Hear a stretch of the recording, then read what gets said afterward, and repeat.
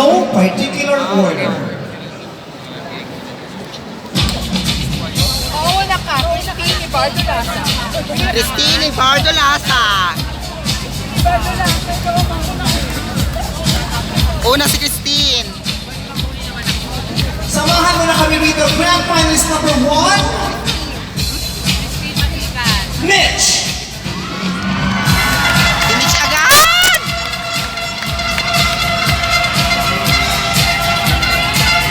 Go, Mitch!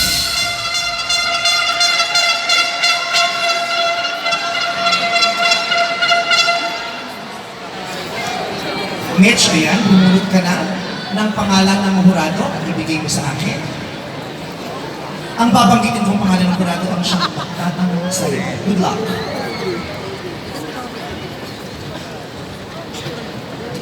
At ang napili mo ay si ang kalahati ng Vice Rail, Karel! Yes, mga guys, my babies. Hi, Maya. How are you feeling? Mitch, alam mo ba ang palaya ko ay Kay? Yes, okay. Ang tanong, kapag sinagot ako sa text ng Kay, dapat ba akong matuwa? Ang ganito ba, ang tanong po ay ganito, kung si Miss Kay daw po ba ay sinagot ng Kay sa text, dapat daw po ba siyang matuwa? Unang-una, nais ko pong sabihin o alam nating lahat na pag ang letter lamang ang natanggap natin from message, ito po ay walang emosyon o hindi natin alam kung ano ang totoong emosyon. Tama! Ngunit sa dahil sa teknolohiya na natin ngayon sa makabagong panahon, ito ay pinaiiksi natin upang mas mapabilis o mas maipahayag natin kung ano yung pwede natin iparamdam o ipadama sa ating natin. But I think, depende po siguro kung Kay ang inyong natanggap, ay magdidepende tayo kung ano ang sinabi mo sa kanya. Bago kaya kanya sinagot ng okay. So maaari kung positive po ang inyong itinext sa kanya, at sumagot siya ng Kay, maaaring okay o happy siya doon sa itinext mo. Ngunit, subalit kung halimbawa naman ay medyo hindi maganda ang inyong itinext, Correct. o baka mamaya ay medyo may pagdaramdam o kalungkutan, maaaring ang sagot ng Kay ay ganun din po. Parang the feeling is mutual. Wow! Kung next mo, kung ano makuha mo, iyon. Yay! Kaya, Maraming salamat sa'yo, Mitch!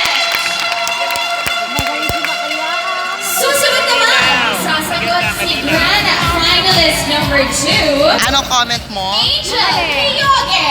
Samahan mo na kami dito. It was very clear, Hi, Angel. walang halong palabok, totoo sa puso at realidad ang kanyang mga sinabi. I love it. Kumusta ang pakiramdam mo? Well, ito po ay isa sa aking pangarap na akin pong tatanungin malaking utang na loob sa inyong kapamilya. Maraming salamat at good luck sa iyong pagsagot. Bumulot ka na ng pangalan ng hurado.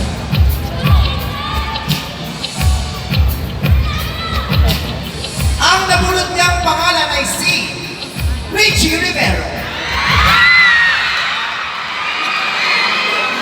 Hello Angel, Hello as well. and syempre good afternoon pala people.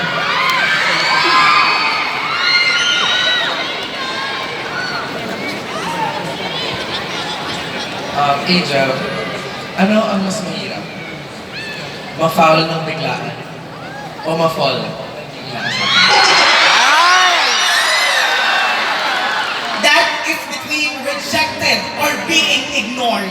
Well, for me, I'd rather choose to be rejected rather than being ignored. It is simply because I know to myself na kapag ako po ay na-reject, there is a second chance.